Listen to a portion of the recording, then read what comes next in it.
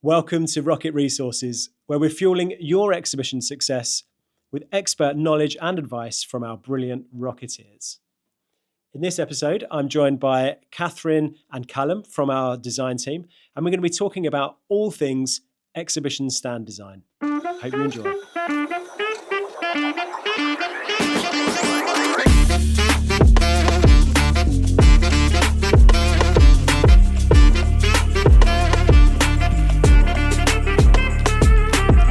Welcome to another Rocket Resources session, and this time we are joined by some of our design team, Katherine and Callum. Welcome to the show, guys.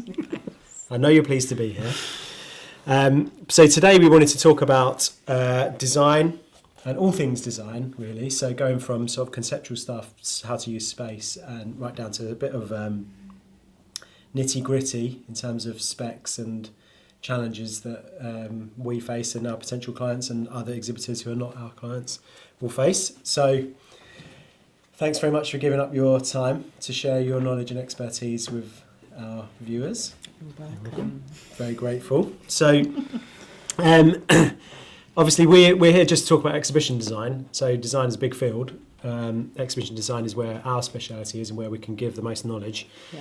So let's start with what makes a good exhibition stand from a design perspective. Clean space, good brand awareness, space to really sell your product.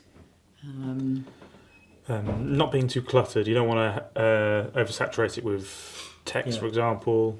Want to try and get the message across as smoothly as possible. Yeah, when you say not too cluttered, you mean not cluttered at all. Well, yes, truly. But, yeah. Well, no, you're right there, because it's an easy. Sometimes you want to have a small. People will book a small space because it's expensive, and then want to get a lot on it, which kind of defeats the object. So absolutely, less is more.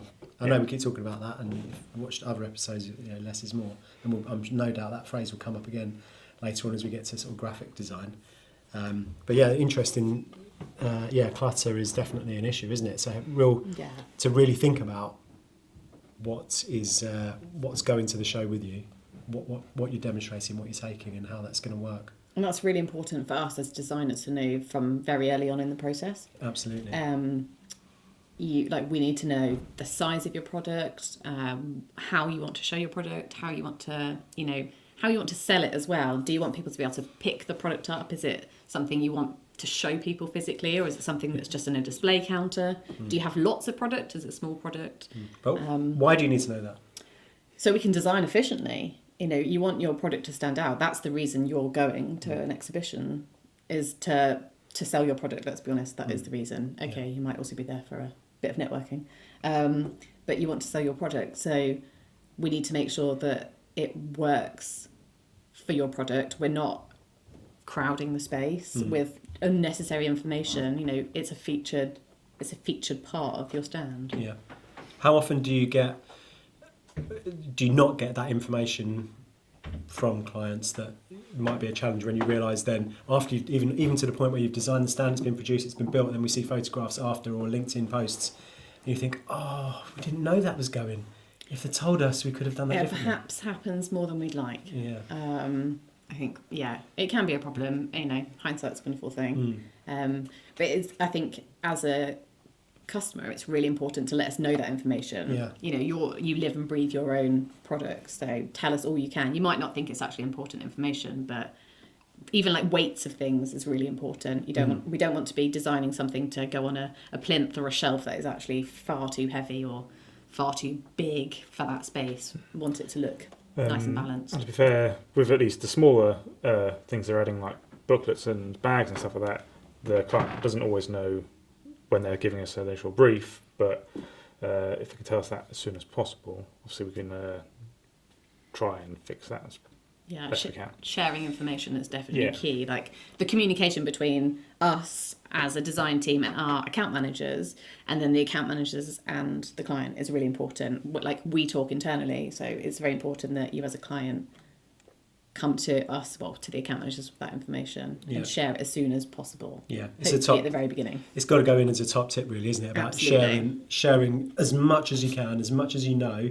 about how you're going to use that space, what you're going to be taking. Yeah. It doesn't necessarily need to know the exact product, but it's a product that does this. It's about this big. It needs this amount of space. It's going to weigh about this much. It needs power. That's also It another needs thing. power, You know, yeah. we can design something that sits on an island, sort of a plinth or something in the middle of the space, but if you've got no raised floor and you need power, actually that's not going to work, because we don't really want unsightly cables and things running around on the floor. Or even worse, you could have power there if we'd known about it. Oh, absolutely. And then you get there, where do I plug it in? Yes. And it's like, well, if we'd known it needed power, we could have put a socket in there. And under the floor, it'd be very discreet. It would work. It would light up or sing or dance or it whatever. Would cost £0 extra, but now all of a sudden you've got a problem because we can't get power to it because it's already built.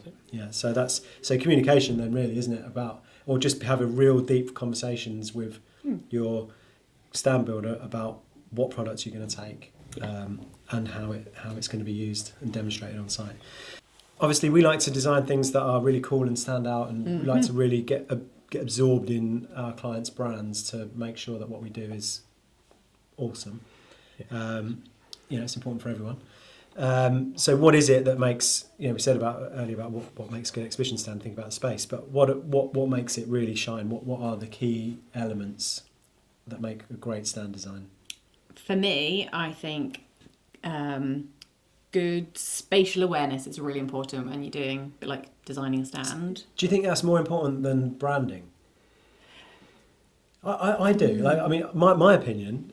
Spatial awareness is more important than branding. Being aware of the space that you've got and how it operates, to me, is more important than the branding message. If it's not done in a way that accounts for every element, including branding, it's going to look messy and unprofessional, which is obviously not what we're aiming for, or the client's aiming for. I think you have to think of it as your shop front. Well, it's your shop. A lot of customers we work with don't necessarily have a physical premises. This is your place to sell and show off your product. And if you walked into a cluttered shop, you'd probably just walk straight back out again, because there's too much information. You don't know where to look. You don't know what to look at. Whereas actually, if it's much less cluttered, you can see exactly what these people are selling, what their product is, or maybe it's a service. But, you can really work it out, whether it's the graphics or, like, spatially. Like, very clear information is so crucial. You want to be able to walk onto the stand and to go, I know what these people do. I know what they're selling. I want to talk to them. Yeah, I want to look at that product. Absolutely. I want to know what it does. Do you think that's something that exhibitors on the whole are aware of? Do you think they give much thought to that, or do they think more just about the branding? I mean, there's definitely overkill with logos sometimes. We get that quite a lot. You don't need your logo to be everywhere. It's important to get, high level branding, I think, from a distance. So people, they know they want to talk to you, and therefore they can make a beeline for you in the hall because they can see your logo, your branding. But actually, once you're on the space, you don't need that much sort of branding. It's more about the product and just having those human interactions. Yeah, the people, isn't it? That's what exhibiting is about. It's human interactions. You can have a conversation with somebody over the phone or on the internet, but actually, human connection is a real part of exhibiting. That's the real difference, and we don't get anywhere near as much as that now as we used to. So, trade shows are for coming together and solving problems together, I guess. That's what you're doing. You need a solution, and these people are there to sell you the solution. Yeah, totally. Callum, have you got any more around that then, about the elements that make a really good stand design? So say lighting's quite important. Obviously, the show halls do come with their own lighting as well, but it helps you direct people's attention. Yeah. So whether it's a piece of graphic you want to show off, or some text, etc. It's your logo, backlit logos, front logos, etc. Helps make them pop a bit more. Or if it's one of your items you're trying to sell or show off. Again, it's about creating the space in such a way that it's both visually appealing and also helps get the message you're trying to get across. Yeah. And there's lots of games you can play with lighting, and it doesn't have to just be spotlights or little pin spots pointing down things. I mean, we've got some nice lighting here. It builds an atmosphere and a bit of an environment. I think that's quite nice when people step onto a stand they feel like they've been taken to a new space. It's your little showroom on the show floor. And humans, we're attracted to weird things like lights, water, sound, things that should be big and are actually small, or things that are small that should actually be big. Weird things like that. And so you can really play some good games with lights and not special effects, but things like that actually don't cost that much money to do, but can really elevate your standard. Yeah, and make you stand out as well. Yeah, Create absolutely. a point of difference and a memorable experience. Yeah, I mean, you've got a whole field of your competitors around, so you want to stand out, let's be honest. Yeah, that's the whole point, right? Another thing is this sort of bringing all the elements together. You want to have the visual grammar of your... Good phrase, Callum. I know, that was Visual grammar. I know. So it's one thing to have a really nice logo or a really nice seating area. You want to make sure that everything kind of flows and connects together. So it looks like it's part of one whole coherent design. Yeah. So Good. Like that, Callum. Visual grammar. Love that. So, okay, the start of any work that you get begins with a brief. Yes, So very important. very important, and we have to accept that writing a brief, when you say to someone, okay, write me a brief, it's difficult, right? If someone's not used to doing that. Yeah. So to help people, what does a good brief look like? What does it include? What does it say? Who does it help? well, first, all of the technical requirements for the stand are important. We need to know the size, we need to know what height you want your stand to be at. Again, going back to any items the client's bringing, we need to know what requirements they have, etc., so that we can provide a design that actually is fitting in with what they need. You mentioned about heights. Do the exhibitors always know what height they want? Not necessarily, No. but So what heights can they have? we've got the shell scheme height, which is 2.42 meters. The 3 meter space only, and then a 4 meter space only. Yeah. We can do custom heights, but obviously those are the ones we tend to go with 99% of the time. Yeah, they're standard stock sizes for us, which keeps costs down. Yeah. If we can make them at any height they want within reason. Absolutely. Usually the rules in an exhibition hall are you can't build taller than 4 metres, otherwise you need a structural engineer to sign it off, which then adds a lot of extra cost to things. Yeah. Also, unless you are building a sort of double deck structure, you don't really need to go above 4 metres. As a human looking up at a 4 metre wall, it's tall. Yeah. Yeah. I mean, there's always going to be an exception to that rule. Certain shows will dictate that because everyone around you is doing that. Some of the bigger sort of tech-based shows, gaming and stuff like that, people do go very high. But your average trade show, I'd say most people at 3 metres. Yeah. no one's going above 4 Yeah. for sure. Yeah. Yeah, and obviously that comes with, there's cost elements to that as well. So if you're on a budget and you want to try and keep the cost down, the lower the wall height, the more cost effective it's going to be, right? Yeah. So just because it's easier to handle, you need less people on site to handle the big stuff. Yeah. And print obviously is expensive, the bigger your print gets. Yeah, exactly. So, sorry, I interrupted you there, Callum, just to try and squeeze that little bit of knowledge about the wall heights. Yeah. Oh, sorry. How can we use your flow? Yeah, no worries. So yeah, making sure we've got all the technical information and we can fulfil all of those requirements, especially from the very beginning, because obviously going back and doing amends can be time consuming and potentially costly, so we want to try and get that as soon as possible. We initially get the stand like 6 months before the show. The client might not necessarily know everything that they want on their graphic design or part of their graphic design package, but as soon as possible, if we can get all that information. Some people know what they don't want more than what they want. If we can provide that information, then that's better than nothing.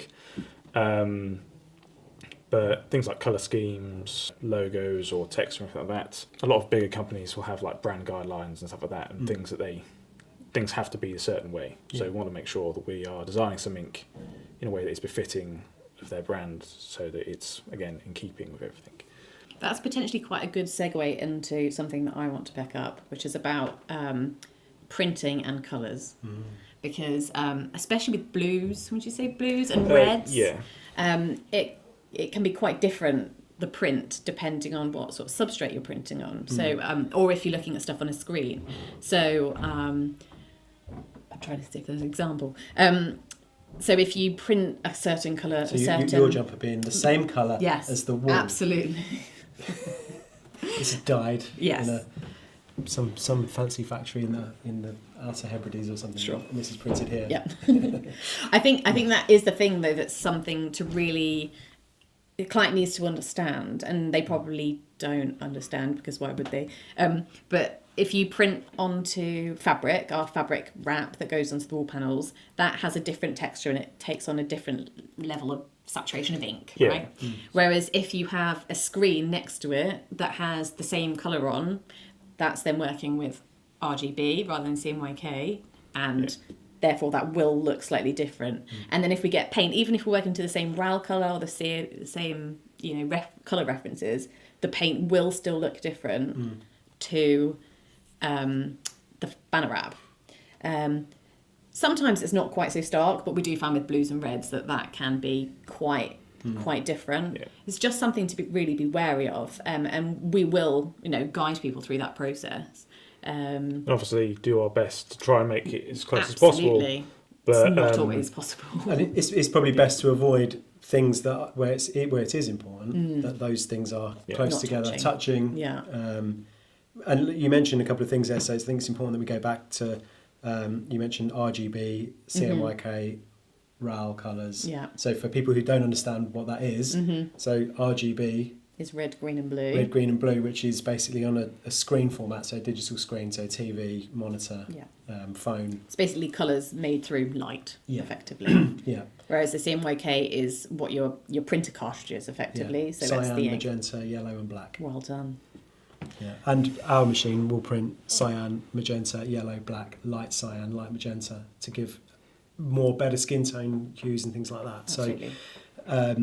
So there are real differences in how the sort of software interprets that and then lays it down for ink. Equally, like you say, from this material that we use, the recyclable material, is takes on slightly different. It's basically exactly the same. But if you were to print it on the same machine using the same ink, same profile. We print it on a self-adhesive vinyl that has maybe a gloss coating on it. Yeah. So you've got coated and uncoated materials. The colour will pop more on one than the other. Yeah. And so in essence, it is exactly the same. Yeah. But it looks different to the eye because of the material it's on. Indeed. And there's no real getting away from that. We can do colour profiling, matching on different things, but in terms of trying to find it perfect, it's pretty much impossible. Yeah. And so best to be avoided if it's really important. Yeah. I think that's really important to share. So. But there are tricks we can do with artworking to, avoid that problem at all. Yeah. Even if it's just a case of adding in some other or adding in white or something as part of the design to just break things up. Not just a strip of white, but creatively and creating artwork in that way. I think that is something it's more of a contractor's problem than the client's problem. Yeah. I think it's important that the client's aware of that, that it could be a challenge and you might get some pushback from the client or the contractor if they foresee that being a potential issue based on the design or based on the brief. Yes. Yeah. It's obviously always good to make sure the client is adequately informed about any issues or anything like that beforehand so that they can be addressed as best as possible. And plan accordingly. Yeah, and that's what we're doing here right now with Rocket Resources, is trying to do that and give that knowledge away for free so people can be better educated in terms of how things work to get the best outcomes. Yeah. So in terms of other elements of the brief, so we've spoken about, obviously we've gone into colours, we've gone into the products, the space, the branding. So let's look at branding on a whole. What does good branding look like on an exhibition stand? Well, going back to what I said before, I don't want things to be cluttered. I want to make sure that, especially with text, things aren't just paragraphs and paragraphs. Yeah. Why is that not good to have on an exhibition stand? At the end of the day, the primary focus of the exhibition stand is to get the people viewing it to speak to the staff on the stand, so that they can have that human connection, that they can speak through and discuss things. So the branding, especially with text and stuff, is there to spark the conversation. It's there to intrigue people or to give them some information so that then they can ask further questions, etc. That. So it's for the staff on the stand to inform, Yeah, and to talk about the detail. 100%. The stand is there to just get them in the first place. Yeah. So obviously you can provide information there in full, but People won't read it. yeah, That's the reality. If it's too long or too much, people won't read it because they've got other things to be doing. They're at this massive exhibition show, got loads of other stands to look at.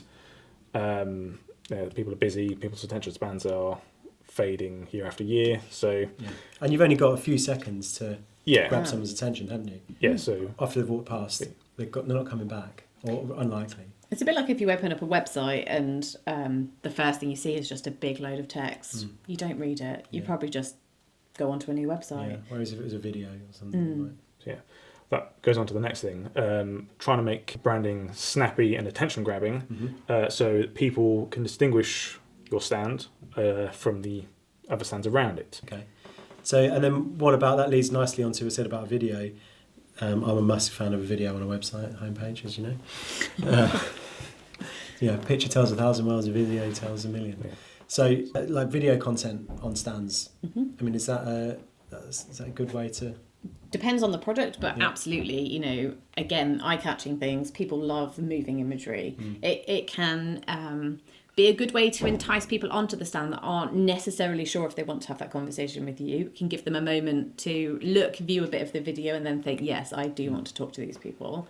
It's also a very good way of just sharing a bit of information about the company or about the people that you're going to talk to, about the product, and just moving imagery itself is just very captivating. Yeah.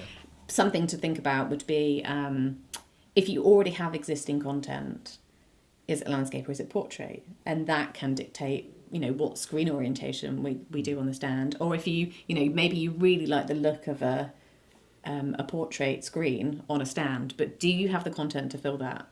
I think people think that they'll put a screen on their stand design, and then maybe far too late in the game think about what they're actually going to show on that screen. I think gone are the days of just a PowerPoint scrolling through images. It needs to be some good quality AV content. Yeah, good video is. I love video on stands because for me, marketing is storytelling, and storytelling is so important when you're at an exhibition. And I think if you're manufacturing a product, for example, you're displaying the product, but the video can tell the story behind that product. And to me, that's so powerful. And I think that anyone who's not sharing the story behind their product, giving provenance to it, is missing a massive, massive trick. Showing a factory, we worked for a coffee company before, where they've got the coffee on the stand and doing a bit of gamification around it, but actually sharing the journey of the beans from plantations through to roasting and in a factory environment being packed, and interviewing the people who are involved in the supply chain all the way along, I think just really makes you part of the story. And to me, video content is, in terms of cost per square inch on a stand, is like the cheapest bit of high value content you can do. It might cost you some money to do the video in the first place, but once you've got it, you've got it. If you don't have it, like you mentioned earlier, if you've got a video already, even if you don't, do it, because you'll have that to use on, snip it down, make shorts, make social stuff out of it, have it on the website. It's not just for the show. To me, I think that's a massive top tip, is incorporating video into your, even if it's just on a screen on the wall. If you want to put some money into it and have a massive LED video wall, great. Does come at a price, but it's pretty cool. Another thing to think about when you're doing videos is the audio. So the exhibition hall can be quite loud, but you can still grab people's attention with what's being said on your video. Another potentially funny thing is occasionally we get AV content that's got like elevator music or stuff like that on it, and find that by the time that they've been listening to that non-stop for several days, they've turned it off. So I would say if there was spoken word on it though, it's very important to put subtitles on. Yes. Because Going back people to don't necessarily hear the sound, and those exhibition halls can be very noisy. Yeah, and some people can't hear the sound. So absolutely. in terms of being accessibility, it's Yeah. an absolute must. Yeah. So that is definitely something to think about. Yeah, and that's why it's important to have the sound as well, because you might not be able to read the words. So, indeed. Yeah, I think you're right. But unfortunately, it's one of those things there's no getting away with. If you're on a stand for 2 days and you've got a video, you don't want an hour-long video because no one's going to see it all the way through. No. So you've only got a video that's going to run for a short period of time, 3 minutes maybe, max, probably a couple of minutes, so while they're on that stand, they can see it and maybe grab some attention, but you've not got content that's going to get completely missed. Yeah. And that is a challenge, isn't it? Especially when you've got a lot to tell. Absolutely. I think we find that ourselves when we're doing exhibitions and we've got 50 client testimonials or videos. You think, well, we want them all on there. Yeah. But you can't, so you've got to pick some. So. Yeah, okay, good. What about location within the hall? Is that, we spoke about like layouts and stuff. Obviously, the location within the hall is quite important. And then obviously the configuration of the stand, whether it's one open side, 2 open sides, are those sort of things that need considering? Because if you've only got one open side, you don't have as much real estate, do you, to play with in terms of branding? I think it's quite interesting actually, because a lot of people think an island site is the best one because you've got 4 open sides. Everyone can view from all angles of the hall. From a design point of view, sometimes they can be the most tricky because actually we don't have any wall space to work with, so we then have to create some walls. There's a good challenge for us. We do enjoy it, but it can. You've got this giant space. You think maybe you've got an 8x8, but actually you do have to then create some wall space in the middle or on an edge. And with the rules in the exhibition manual, you'll get some rules. And usually you can't block off more than 50% of any one side. So actually you can't then start building walls around your island site. But then for some products and some clients, actually an island site works really well, especially if your space is more about networking and just getting people in purely for conversations. I think those sort of places where people can sit down and discuss, I think sometimes an island site could be nice for that. Tips on maximising a small space. So I think I mentioned it earlier about, obviously your space is a cost per square metre. So people want to try and spend as little as possible, I guess, just basic, trying to be efficient with spend. How do we make a small space sing? My first tip would be don't put many people on your exhibition stand if you've got a small space. Yeah. I know that's not very design related, but that's true. Also, if you have got a small space and you've only got 1 or 2 members of staff, never leave your stand empty. Because we see that quite a lot in exhibition halls where they've just got one person manning their stand and they need to go for a coffee or to the toilet. Yeah. And there's nothing more unprofessional than having an empty stand. Yeah. There's a lot of missed opportunities as well. Absolutely. Yeah, potentially can lose the best. Yeah. From a creative point of view? So, sort of touching on that and sort of the inverse of that, making sure you don't have too much furniture on stand. So you want to try and keep the floor space about 60% open space. If you want to invite people onto your stand, there needs to actually be somewhere for them to be, to stand. Obviously, if the stand's fairly small, getting wheelchair access and stuff like that might not be practical concern. If it's only like a 2x3, something like that, getting a wheelchair on there is not going to be very easy. But again, that's another thing to think about. Actually being able to get people in with disabilities onto the stand, having the space available for them is not just useful for them, but it makes your stand look more open and inviting, just for the general public, because it's not, again, really cramped. Yeah. So that's quite important, especially with smaller stands. So, although we do get some clients that want to just play Tetris, which is always a challenge. What playing Tetris with what? The various different pieces of furniture and client items, etc. they want to add onto the stand. Yeah. It can be obviously want to provide everything that they want and meet all the requirements they have, but obviously everything takes up space, and you've only got a finite amount of space, especially on small stands.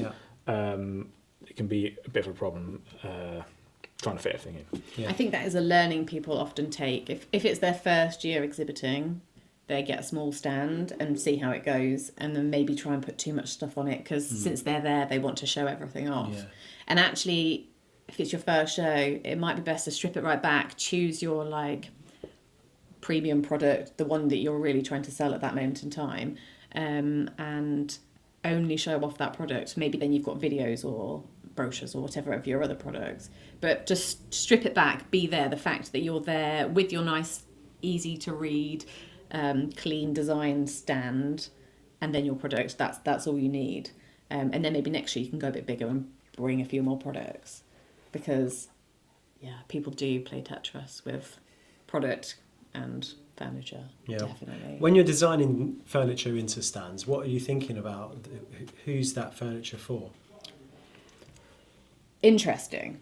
So sometimes we put furniture on a stand behind a counter, and then we find that people that are working on the stand sit down too much. There's, again, a bit like disappearing from your stand. There's nothing worse than somebody sitting on a chair, maybe doing some emails or playing on their phone. There's one thing that's worse than that. What's that? Eating. Oh, eating. Yeah, that. Yes, very true. Eating on the stand. Yes, don't have your lunch on the stand. Do not do that. Yeah, No, go away. We don't want tuna sandwiches on the stand. It's the worst thing. Like, you just don't want to go approach anyone who's eating. No. Because sorry, don't interrupt you. Yeah, with your absolutely. food. Like, don't do it on the stand. Just don't. Yeah. Just massive don't. Anyway, sorry, I've interrupted. So I think if you're having a conversation with somebody and you want someone to come in and say, Yeah. look, let's take a seat, it can be a bit more relaxed. Yeah, and you're also getting on the same level, which is really important. 100%. Yeah. But different types of furniture create a different sort of environment for that conversation. I mean, we're sat on low furniture right now. It's quite a relaxed conversation, quite comfortable. Might not want to go anywhere for a while. If you wanted to have quite some, some short conversations, maybe some high tables, high chairs, like bar stools and things, they're better. A little bit more uncomfortable, and it's very easy for people to re-stand back up again. So if you don't want those like really lingering conversations, but just some nice quick touch points, I think sometimes that furniture is better. Yeah, that's good. Yeah. So if you're on a small stand, you probably want, if any furniture at all, it's the high. Absolutely. Take up less Takes up less. Yeah, absolutely. Yeah. And then the other thing is cost consideration. So we'll, if there's a certain budget in mind and it's perhaps not the biggest budget, we can look at using our stock, stock furniture that we've got. Maybe if it's a big stand and you've got lots of money to play with, we can create some custom seating. We've done all sorts of fun stuff, fun things, swirly whirly chairs, or I don't know. But if the budget's there for that, then fantastic, and we can design some great things into that are not only practical, functional, but also people talk about them, post it on Instagram. It's a bit of a talking point, and reuse it in your showroom back Absolutely. at base or in the receptions and stuff like that. Yeah, that's important.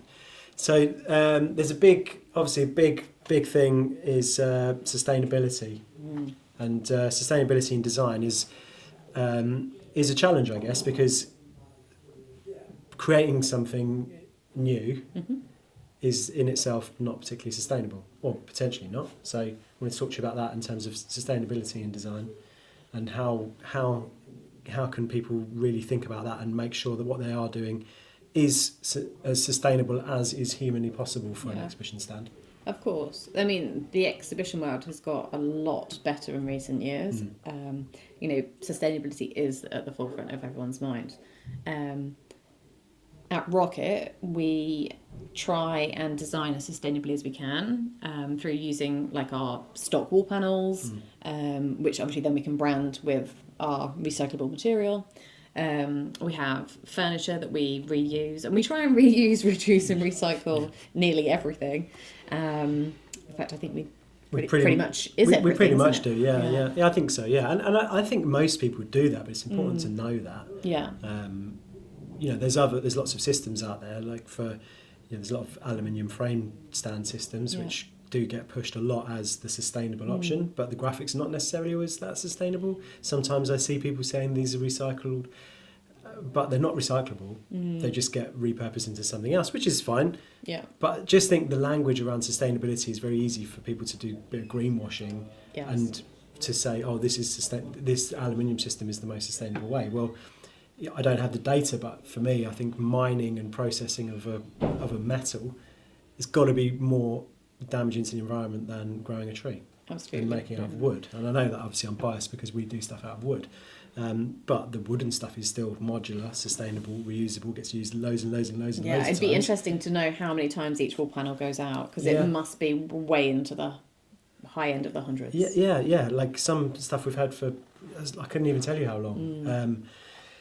But even when it comes to end of life, it's acted as a carbon storage thing, being wood. And I think with wood, it kind of, the carbon that it emits when it's burnt, or if you do burn it, is the same as what it's absorbed over a period of time. So it's almost like a carbon neutral thing.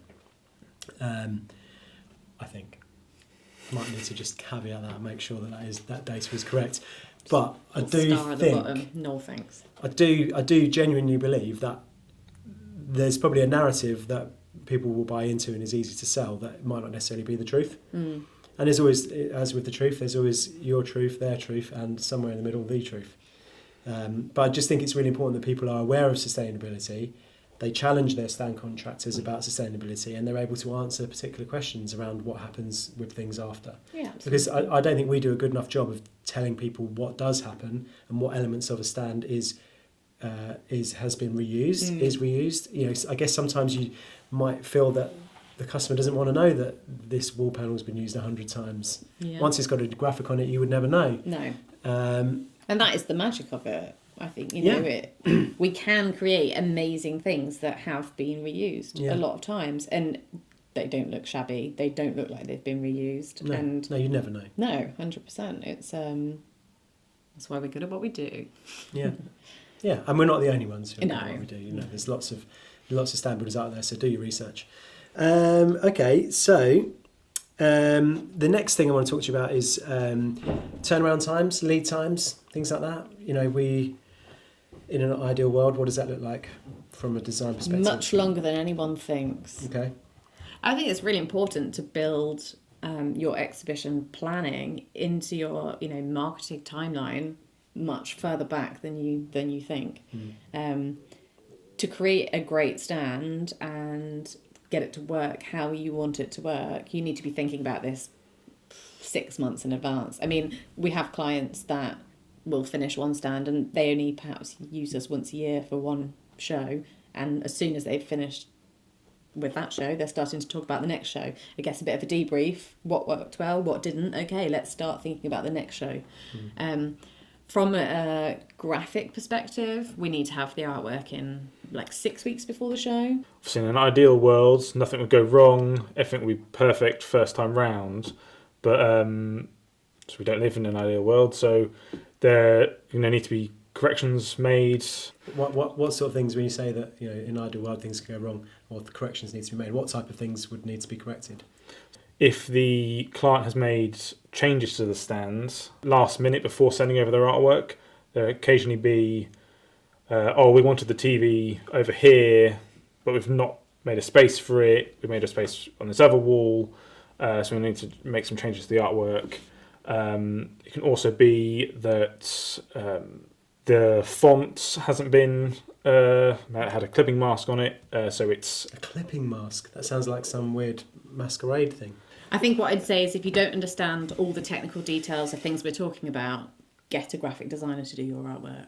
We'll go into that. So a better way to put it is a lot of the systems used to make the artwork will have elements that are embedded, as in they're actually in the file themselves, and other elements which are linked to the file.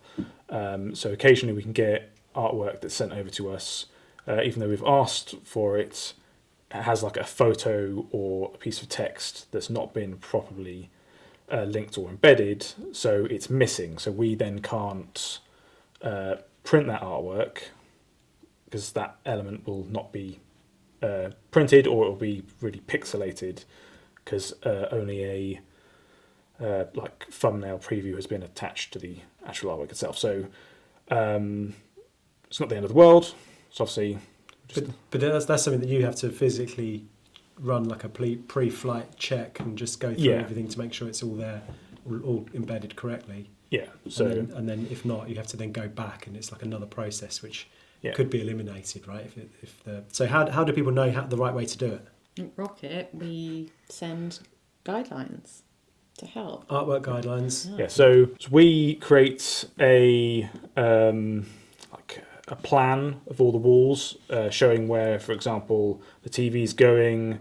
If there's a storeroom covering part of the wall, so the client knows what areas of their artwork are going to be visible and what are not going to be visible.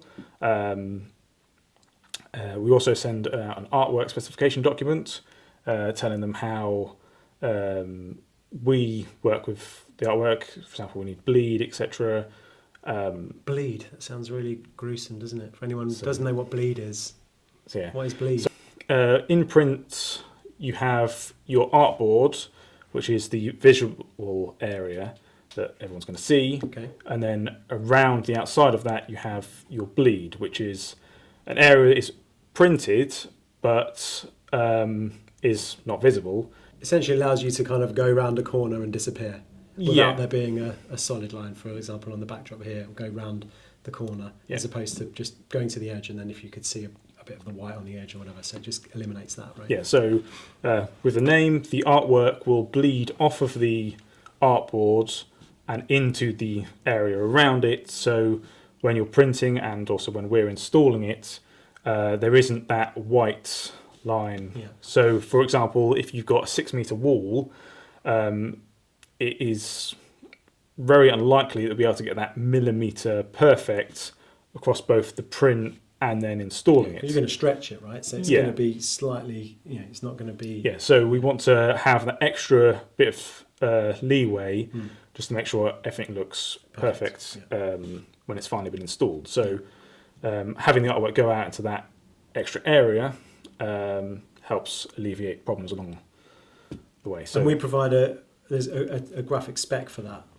So we've got a PDF document with instructions on how to do the various different things. Okay.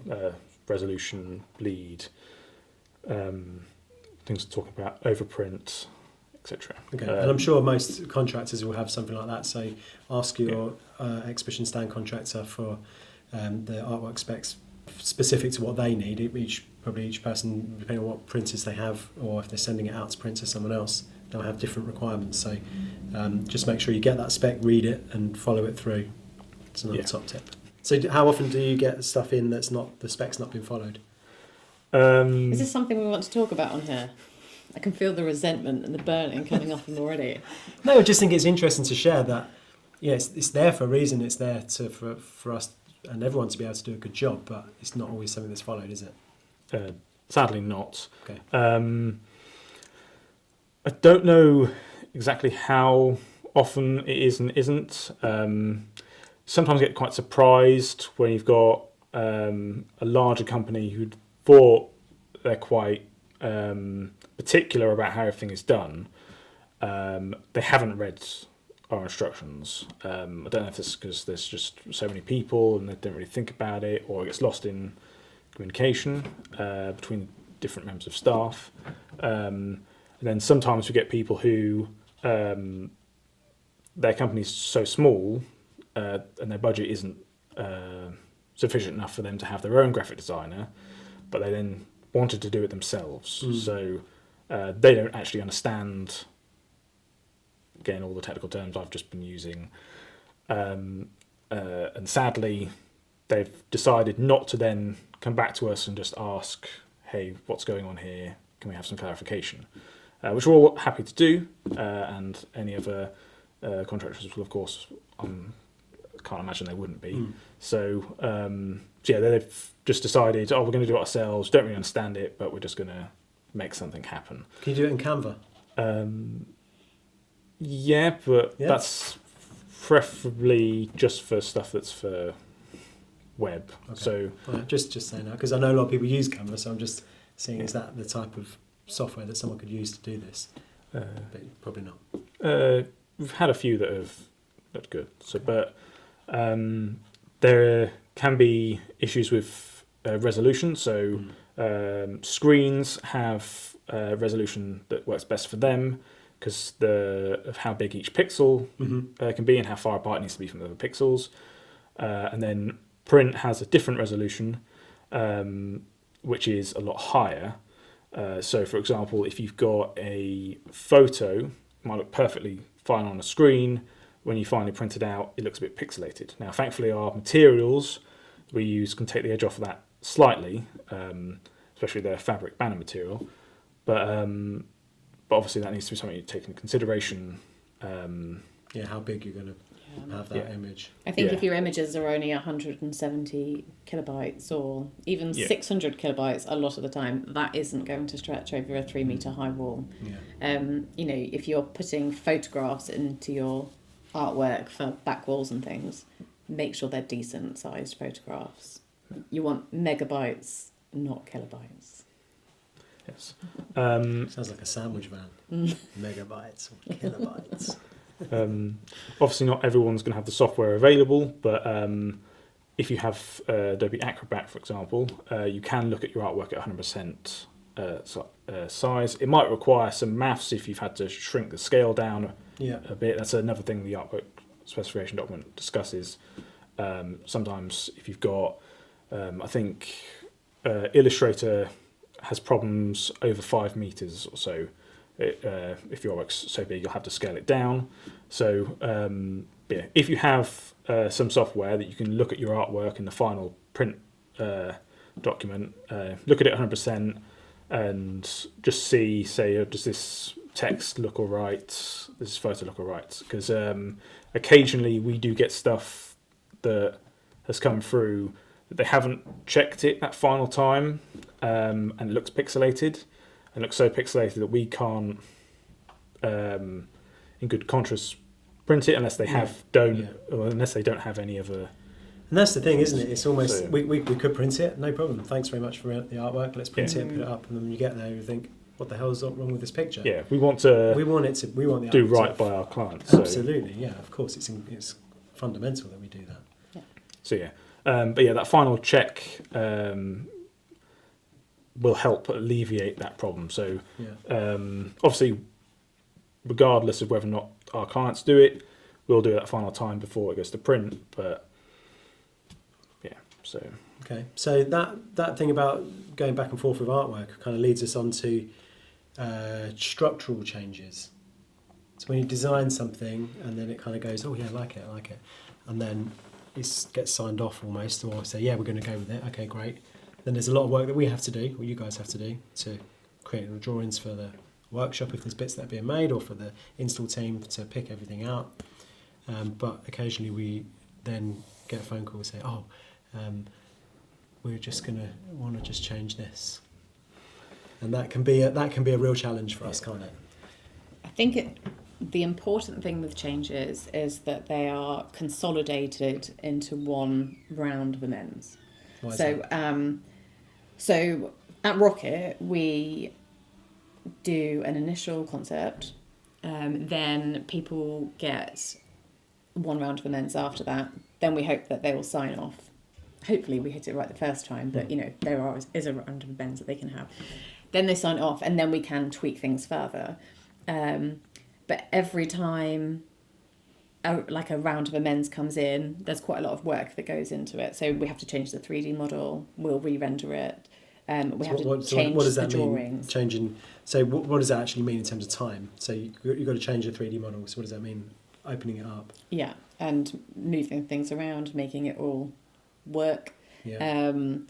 Because moving that there might not... Absolutely, the impact it has on the knock-on effect. Yeah, absolutely. So it could involve a lot of other things that have to change. Yeah, lighting, often electrics, just because you've moved something over doesn't necessarily mean that you can still use the same socket in the same place. We probably need to move that. So the electrical plan we need changing, and then updating with the electrical contractor for the show. And we also have to submit plans to the show, to the organisers for approval.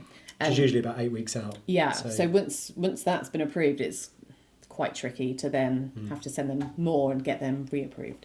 So that's definitely something to think about from our perspective. So what about you mentioned about rendering? Yeah, so there are also certain elements of doing an amend that take about the same amount of time regardless of how much is being changed, for, the rendering being the main one. So we want to try and keep those changes to a minimum. Yeah, like consolidated try as and possible. consolidate them so that those things like the rendering only needs to be done as few times as possible. Because that helps alleviate time. How long does it take to do that then? So it depends on what the changes are, how big the stand is. If it's a really simple rocket light or shell scheme, it can only take 10-20 minutes. But if it's something more complicated, it can take hours. It might even mean that we have to redo the entire render if sufficient changes have been made. So it can vary quite a lot, but it will tend to be the same for that stand each time. Yeah. So and each time that's got to be then communicated within our internal teams. So the workshop team, they've got to have new drawings. So not just the renders, for the pretty pictures we call them for the clients to see, but behind that there's a lot of technical detail that needs to go in, which every time that's got to be updated, that's all the A1 drawings, the technical drawings being updated, redistributed, printed again. That is why we ask for everything to be, if you've discussed it with your team, and people have got their own opinions, and then if you consolidate that all down to one email with this is what we'd like to change, we can then make those changes or have a discussion with the client and just double check that's what they want, and then do that all in one run. Because after we get so many rounds of amends included in the design package, I suppose. And after that, we do then have to start charging because it does take time. It does take a lot of time. And it's not a money-making thing for us or for anyone else, I'm sure. It's almost to try and just get people to be really concise and consolidated with those changes. And like you say, if there are other people involved in the decision-making process, get everyone's feedback and agree it with yourselves to decide what's going to be changed, as opposed to, I think we should change this, so we go away and change it and then come back, and then the boss might think, oh no, I want this now changing, and someone else, the marketing manager, might want this changing. And it's not a selfish thing from our design perspective either. No. We all want to get everything ready, signed off, and built as soon as possible. That that works best for everybody. Yeah, absolutely. So ultimately that means the outcomes. Yeah. Because equally, when there are lots of changes happening and lots of things and lots of people involved, that's when something is more likely to go awry, isn't it? Like something's going to get missed, or like you say, if that then impacts on an artwork spec and that isn't picked up by the designer, or internally if we've not picked that up for whatever reason, the opportunity for something not to go according to plan is increased, right? And so no one wants that. So consolidate those changes, make sure that your internal teams are all completely clear on where you want to go with it. Then we'll go and do those amends, sign it off, and then ideally that's it. It goes into production. Which I think almost full circle comes back to your brief. Make sure you and your team are aligned with what it is that you want to achieve from the show, and creatively what you want to achieve from the design of your stand. That alignment within the marketing team is really important. Yeah, no, I like that. It's good. So one of the other things I wanted to talk about was gamification, like interactive stuff. What can you tell me about that, or what are your thoughts? Some people think it's a bit gimmicky, but actually if you do it right, it can be a really great way to entice people onto your stand, to start those conversations, also make your stand really memorable, and also just allow people to have that bit of fun. So, we've done a few stands with all sorts of different sort of interactive experiences, haven't we? We've done Splat the Rat for a stand that actually was a pest control company, which was, That's like a classic game, right? That's absolutely. Like from the 80s school fete. And let's be honest, people are competitive. Everyone's competitive, and people just want to have a go. A bit of skill, a bit of physical. Absolutely. Just something different from walking around an exhibition hall. It's nice to just take that moment away, and also it's a really nice way to create bonds with people, and also you make someone smile. And you might win a prize, you never know. We've had grab a machines, crack the code, the classics. Whack-a-mole. Yeah, absolutely. What about the you get the I mean there's loads of games, aren't there? Like the Cyclone machines. Yeah. There's loads and loads of things. I mean you could go on forever, but I think gamification. I think sometimes if you've got it depends on what your purpose is for exhibiting, and I think it all goes back to those when you've got really clear objectives about the show. Yeah. Does some element of gamification fit within that? Yeah. Can you gamify your product? How does it link to if you're gonna do a splatter out, obviously it worked well because it was for a pest control company. Yeah. So you have to think about how do you gamify your Yes. product, service, whatever it is that you're doing. If you're going to do that, I think it's kind of pointless if you do something that's not in any way related, but you think is just going to draw people onto the stand. If you've got a big space, I think it's fine. You can have a gimmick on there. If you've not got a particularly massive space, then you don't want to make something into a game that is nothing relevant to what you're doing. To pull people on, because then people will just come onto the space just purely to have a go and probably not have an actual relevant conversation with you. Exactly, and that wastes your time, your team who are on the stand. Resource, money. Someone who could be your perfect client walks along, but you can't talk to them because you're talking to Somebody Brenda about splatting around. Yeah, or whatever. Yeah. So I think gamification is great. I think it's interactive things, anything that involves people and gets people to think and play and smile and have some fun is fantastic. Can we talk about what we're doing on our B2B stand? Can we talk about that? Yeah, I suppose so. We've got a stand coming up, our Rocket stand at B2B Marketing. B2B Marketing Expo 27th, 28th of November. Come and see us at XL. Yeah, but we've got a sort of gamification thing going on. But it's a great way for us to learn about our potential new clients and our existing clients that come to join us on the stand. I'm not going to give away too much information, but it involves coloured stickers. Coloured stickers, brilliant. And from Simple. that, what we're going to gain is then it's personal to people because we're asking what's important to them. But what that's giving us is data. Absolutely. Right? It's giving us a pattern of what is important to people or to most people or to those people. We'll qualify them before they get a chance to put the stickers on. They won't just grab anyone off the stand. We want people to know who do exhibitions and qualifying those people before we get their opinions or play the game is absolutely critical for us because we're there not just to have fun. We obviously want to have fun whilst we're doing it, but we're there to achieve our objectives for exhibiting there, as everyone would be for doing an exhibition. And hopefully by the end of that show, we've gathered loads and loads of data that's going to tell us what is really important. Because what we think is important to people might not be what is actually important to people. So we're going to find out. And then we're going to use that data to improve what we do. It does two things. Firstly, it means that we get that piece of data, and also it allows us to form actual bonds with people in real life and learn about them there on the stand. But also it sort of helps people step onto the stand that may not have stepped on before. Maybe they're thinking, do I have the confidence to get on there? And by adding that sort of gamification piece to it, it might give people the excuse to get on the stand and start those conversations. People can be a bit nervous, or they've walked around the show all day and they're pretty tired of having to explain over and over again what they want. Whereas actually this way, we're going to almost get that information out of them in a very playful way. And I think that's quite nice, and hopefully should make us different from our competitors. Yeah, absolutely, and that's what it's all about, isn't it? Making Just creating a different memorable experience. Yeah, for sure. So we've covered a lot there, and I think that's been really useful. So just to round up, or to finish, what would be your top tips for exhibitors from a design perspective or from a general exhibiting? They want to get the most out of the show. What would be your top tips, Callum? So for getting the most out of your show, I think it's quite important.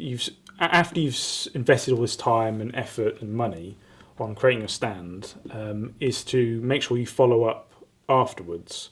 So it's about a week or so following the show. You've made all these contacts, you've given out your emails, etc. You really want to make sure you chase up that so that you're actually making the most out of the experience,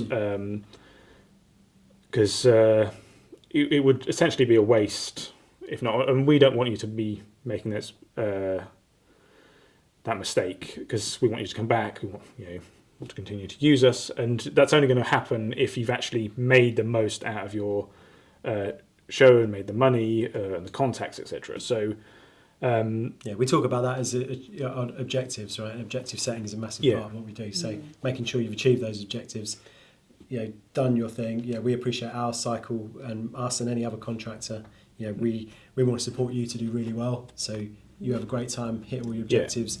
Want to go again, do different shows, do the same show again. Well, so that's great for us, great for you, great for the organiser, great for UK PLC. Yeah, it can always be tempting to fall into the trap. Obviously, you've had members of your staff that have been away from their desks, away from their work. So for them to, once the show's finished, just rush back to try and fill in what they've done. But really, you need to continue to follow up the days immediately after, just so you still fresh in the minds of people who visited your stand, the people you've spoken with. That's the start of the follow-up journey, really, isn't it? That initial contact, because depending on what your objectives were, you might be, or if you're selling something, it depends on what it is. There could be just low value, fast moving things, or it could be a £5 million piece of machinery, which is going to be could take years to close. So it's really just about starting that journey and taking that first step post-show. So that's a great one. Yeah. Another thing following from that, we've sort of already discussed that, which is staying on your stands, making sure you're approachable. Yeah. Because it's one thing to have really nice design, etc. But at the end of the day, all of that is for the purpose of getting people to speak and have that human interaction. So you want to make sure that's clear and friendly, because you can have a stand. I think we've seen stands before where it looks great, but all the staff are just moping about on their phones or doing work, etc. It really takes away from the experience as someone looking around the show. Yeah, if they need to do that, take 5 minutes, move away from the stand, and because get your laptop out there. There's been times where we've gone around a show, there's been someone with a shell scheme who've been really friendly and open, and there's the one you remember. Whereas the fancier stands, if they've not made the most out of it, and they've not come at it with the right attitude, it's all been a waste of time. Yeah, which we don't want. So. No. I'll tell you what, I'm going to jump in and give a tip as well before Catherine, which was about also about staying on the stand until right at the end, because there's a lot of people. It's like, okay, it's 2:30 on the last day. It's starting to quieten down. I'm just going to pack up and go, and that's where those conversations happen. The best conversations happen at that point. And that's not just like an old wives' tale. I've got anecdote. I've got actual evidence of somebody who said to me before that they were there and there was a stand opposite was packing up and they'd gone, and right at the end someone had come along and he said it was probably the best lead they had for the whole show, and if it came to anything, which I do believe it did because I did follow it up, that it would have been like one of the biggest deals that they've had in the whole year. And that's because they stayed on the stand right to the end. Probably you're talking about their stand a few times over. Many times over. Just that one person. That one thing, and which if you packed up and gone early, you'd have missed it. Yeah. And I think you're there for that whole time. You put all that effort in pre-show. You've been there the whole time. For the sake of that extra hour, half an hour, 2 hours even, whatever it is, you've got to be there, full on to the end. Yeah. Until the hall is clear of people. Please stay there and squeeze every drop of juice out of it. So good advice. Yeah, that's what I'm here for. Not just a pretty face. Well, not even that. So, Catherine, top tips. You've both discussed 2 of my top tips, but I guess I'd go back to a creative one, and that's just reiterating that less is more. And it really is so crucial. Yeah. Don't cram information onto your graphics. Don't cram your stand full of furniture and plinths and products and members of staff. You don't need a 6x3 stand with 40 members of staff on it. No. And also there's some great games you can play with, say, like lighting and like immersive stuff, or just soften it with a bit of greenery and foliage and make your stand inviting, a place that you would want to go and step onto. I think that's the thing. People can get very much caught up with, plastering the brand logos and things everywhere, but you don't need that. You just want a nice, comfortable space where people feel like they can make that human connection. And that is something we all crave now, especially in a sort of post-COVID world. Oh. It's very important. Yeah, for sure. I totally agree. Yeah. Anything else? My final tip would be nothing to do with design, and that's if you're working on a stand, always take 2 pairs of shoes. Oh yeah, why? Because your feet will definitely hurt after the first day. Okay. Yeah. So do you mean one like fancy pair and one comfy pair? Oh no, I mean go comfy anyway. Probably wouldn't recommend stilettos, but comfy but smart. Don't take dirty trainers. But if you're gonna wear trainers, make them white and nice or what have you. But just the pressure points on your feet need to change. So definitely take 2 pairs of shoes. You might even want to change them midway through the day. But that, having worked on some stands for 4 days or 5 days in a row, the shoes, That's very a good important. One. Yeah, brilliant. Okay, love it. Well, thanks very much, both of you. You're Really appreciate your welcome. time and sharing your knowledge and expertise for anyone watching this. So thanks very much. You're welcome. Thank you. Thank you, Katherine and Callum, for your time and brilliant insights into all things design. The next thing I'm going to ask you to do, as I always will, is to please take the scorecard.